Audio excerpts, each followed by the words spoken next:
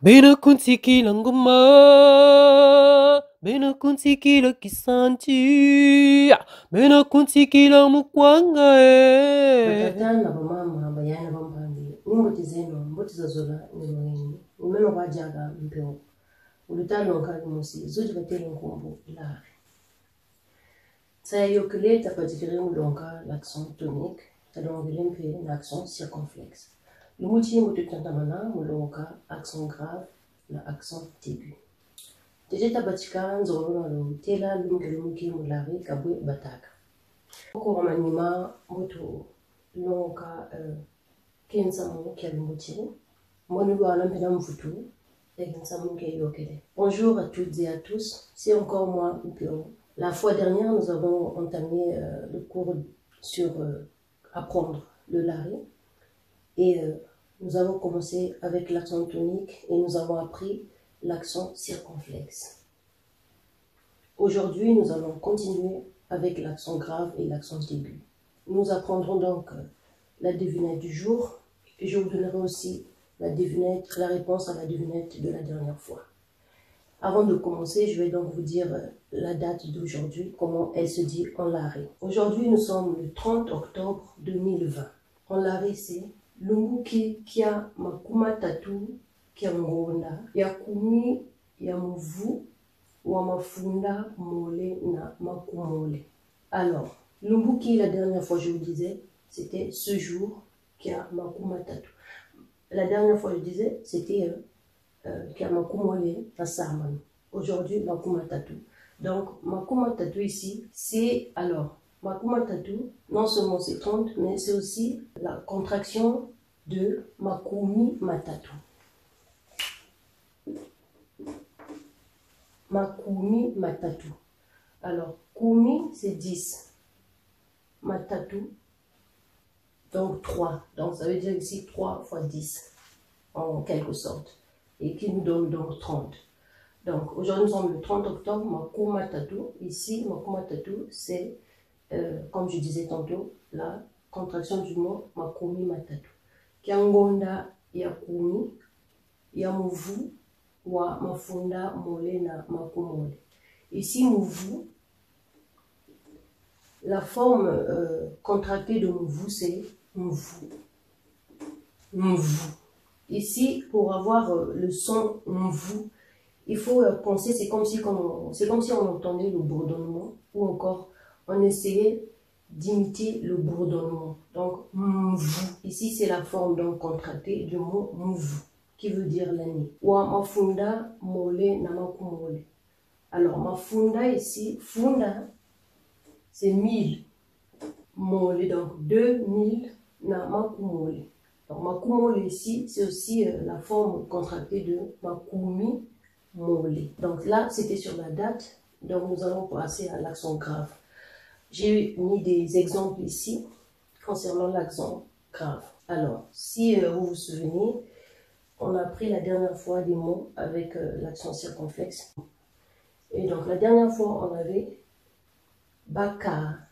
L'accent circonflexe se posait sur ce A. Et donc, l'accent tonique, c'était aussi sur ce A. Aujourd'hui, nous avons l'accent grave qui se pose sur ce A ici. On a baka. Baka. Baka ici, c'est la forme contractée de kibaka, qui veut dire le mur.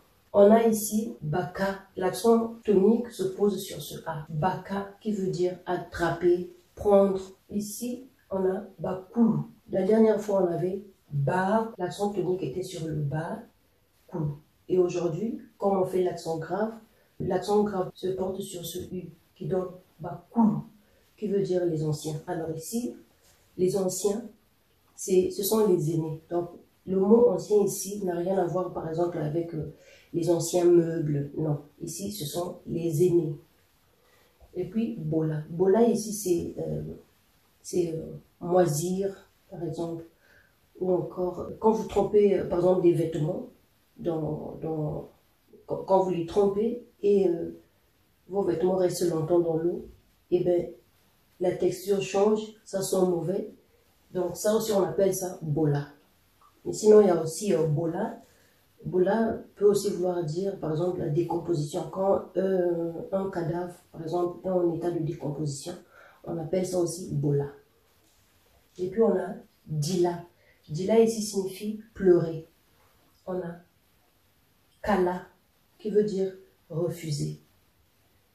On a kala. Ici c'est kala. L'accent tonique se porte sur ce A qui veut dire refuser. Ici on a kala. Kala, kala. Ici, l'accent tonique se pose ici sur ce kala qui veut dire une braise. Ici on a kela. Kela signifie écossais. Ici on a kola.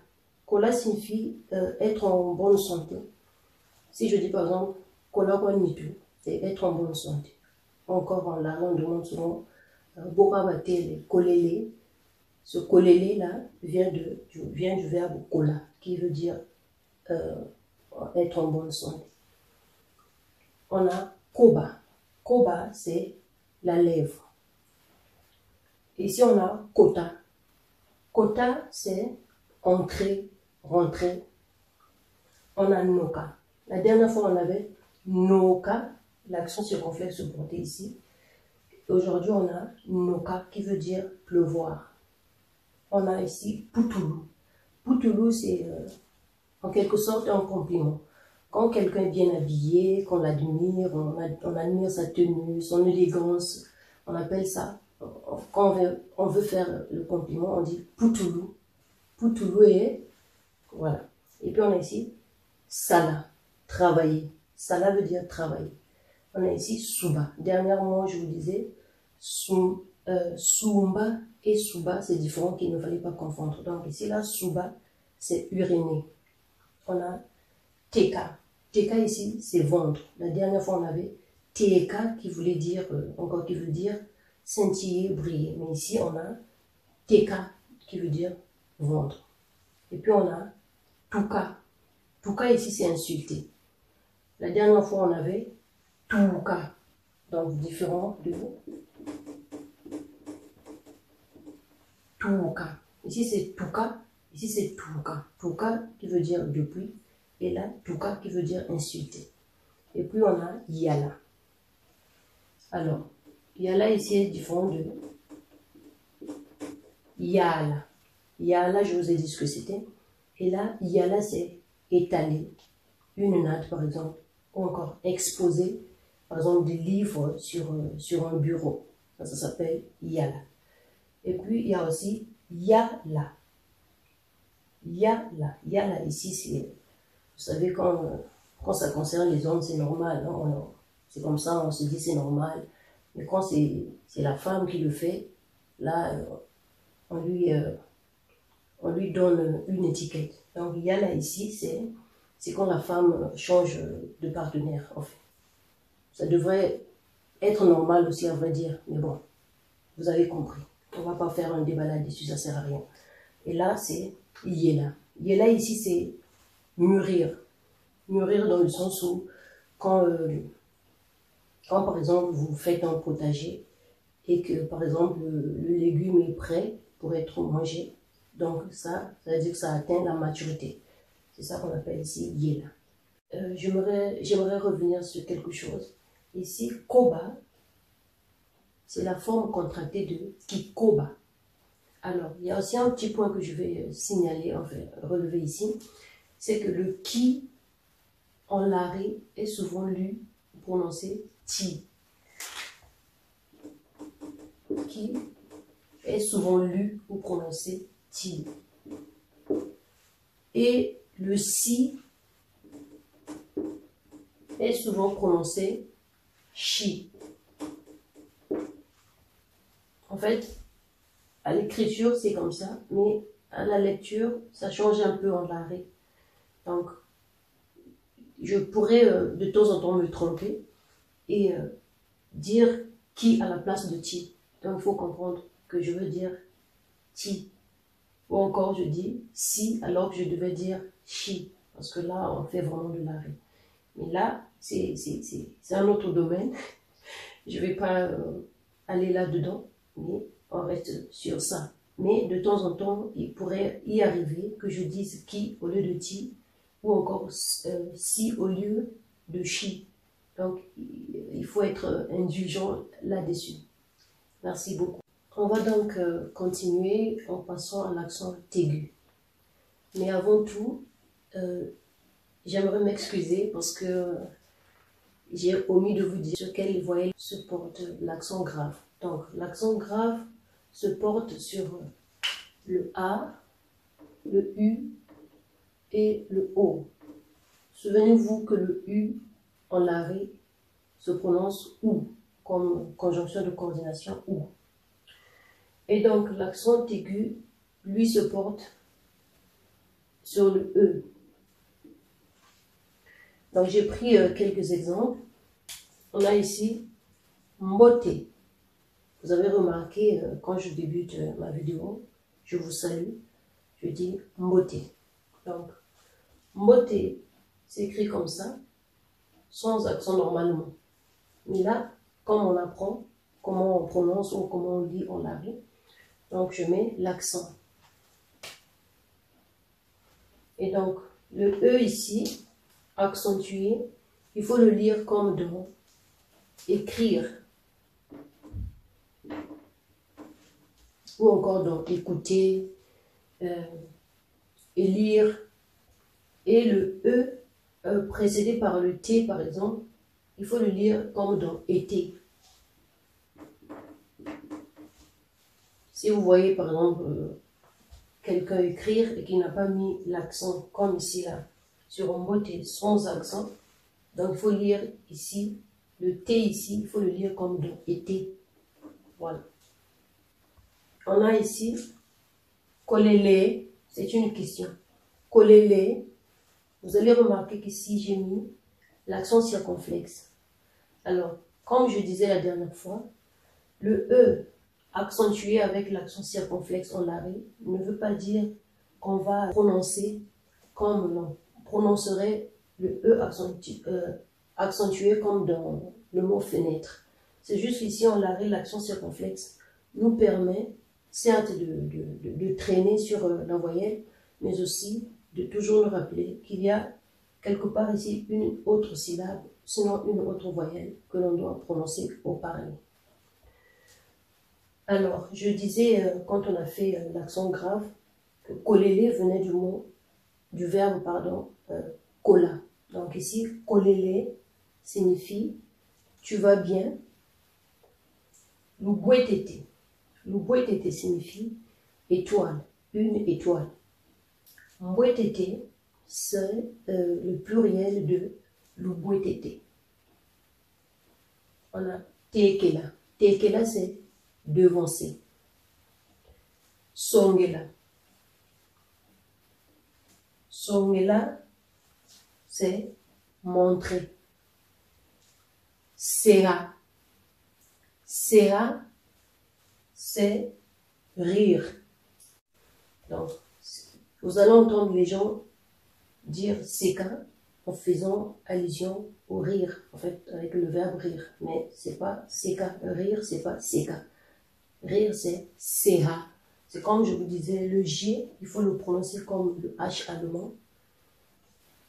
Mais qu'on ne va pas l'écrire ici, le H, parce que en français, le H, lui, il est muet. Donc, le G, il faut toujours le prononcer comme le H allemand. Et on le prononce comme le H allemand quand il est entre les voyelles. Quand le G est entre une consonne et une voyelle, on ne prononce plus le G comme H allemand.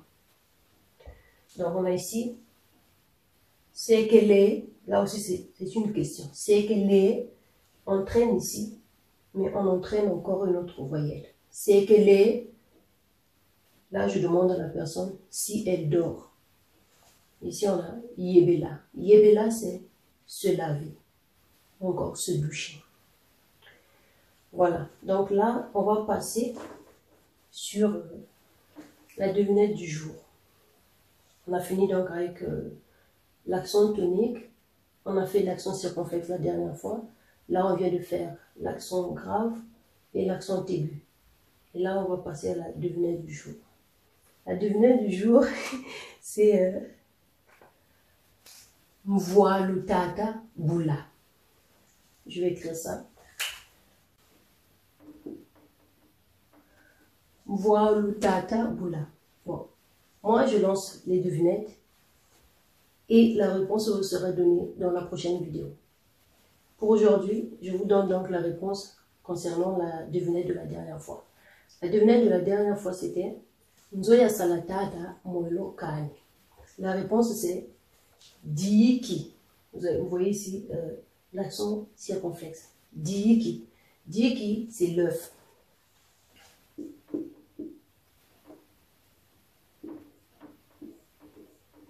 Alors, Nzoya Salatata Moelo Kani.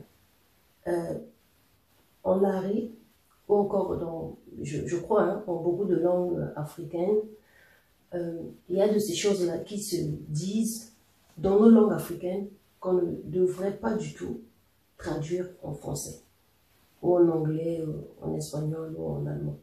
Mais en tout cas, en Ari, il y a des phrases, des mots qu'on ne devrait jamais traduire en français. Parce que, par exemple, avec la devinette de Nzoya Salatata Diki Kan, Nzoya Salatata Moelo Kan. Ça, c'était la devinette de la dernière fois. Et la traduction, pour ceux qui ne comprennent pas le lari, mais qui apprennent et qui voudraient comprendre ce que c'est, je traduis, même si la traduction n'a pas vraiment trop de sens, ou encore, parce que comme je disais, hein, les mots traduits en français, parfois, c'est mieux de ne pas les traduire. Donc, Nzoya Salatata Moelo Kan, ça signifie tout simplement, littéralement, signifie la maison qu'a construit papa n'a pas d'issue, c'est-à-dire pas de porte, pas de fenêtre. La réponse c'est Diiki, donc l'œuf. Donc ce serait tout pour aujourd'hui. J'espère vous retrouver une nouvelle fois et jusque-là, portez-vous bien. Zu diang ni dinan in zang biwanga na diu.